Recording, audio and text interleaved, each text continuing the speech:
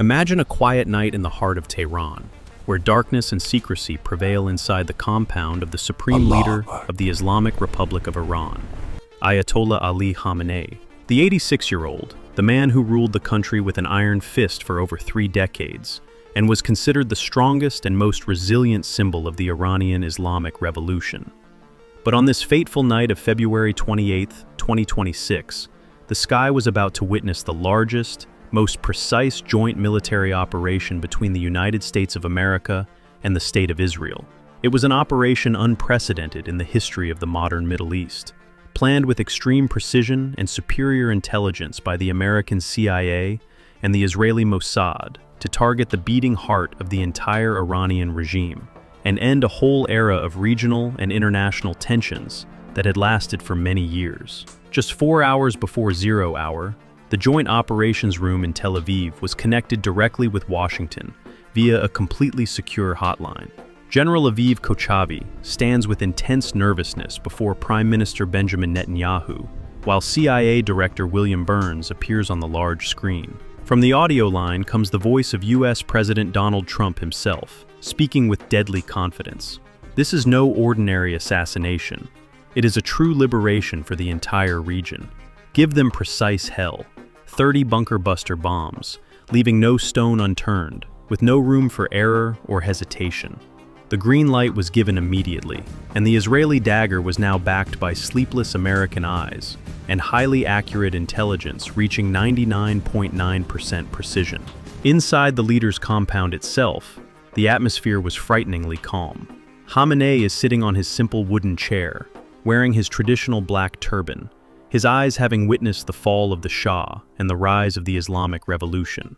Beside him stand his daughter, his son-in-law, his young grandson, and the commanders of the Revolutionary Guard, standing like frozen statues. He says with a chilling calmness, "America and the Zionist entity always threaten, but in the end, they do not dare to execute." He smiles with absolute confidence and adds, "God is always with us." But at that exact moment, he did not know that God had chosen a completely different side, and that 0 hour had already begun without any prior warning.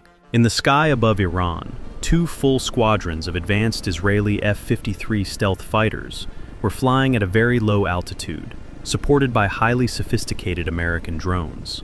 The Israeli pilot, nicknamed the Ghost, whispers into the radio with a calm but decisive voice. "Red Falcon, we have the full green light. The main target is the leader's compound. 30 highly precise bombs. No survival for any target inside the building." The response comes immediately from an American base in the Arabian Gulf. The CIA has confirmed the location with absolute precision. He is there now. Unleash total hell. 30 red lines of fire intersect in the sky like arrows of death launched from hell itself. Inside the compound, Khamenei suddenly raises his head. He hears the distant whistling gradually approaching until it turns into a terrifying shriek. He whispers faintly, "Allahu Akbar." His daughter screams with a voice that fills the room, and then the first massive explosion strikes, shaking the entire earth. Walls crumble, and glass turns into deadly shrapnel. Then follows the second explosion, the third, and up to the 30th in less than 44 seconds. The Supreme Leader's compound turns into a pile of ash and fire, and thick black smoke swallows everything in Tehran. Bodies fly through the air, and blood paints horrifying portraits on the remaining walls. Smoke fills the screen, and screams fill the ears. The screen goes completely black. Then comes the voice of the official Iranian female anchor on state television, trembling and crying with a broken voice. The leader of the Islamic Revolution, Ayatollah Ali Khamenei, has been martyred. With him, his daughter, his son-in-law, his young grandson, Ali Shamkhani, the commander of the Revolutionary Guard Mohammed Bakr, and a number of senior commanders, all gone in one devastating moment. In the operations room, Netanyahu raises a glass of cold water and says with a triumphant voice, "We have finally cut off the head of the snake." Trump writes a post on his platform and reads it in his own voice. Khamenei is dead, the greatest historic opportunity for the Iranian people to reclaim their free country.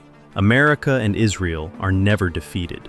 But CIA Director Burns sighs deeply and says, "Only now does the real, greater hell begin." The dawn of March 1st, 2026. The streets of Tehran are entirely ablaze. Millions of people are crying in the streets. The Revolutionary Guard launches missiles of revenge in every direction. Iran declares an official mourning period for 40 full days, and the whole world knows the bitter truth.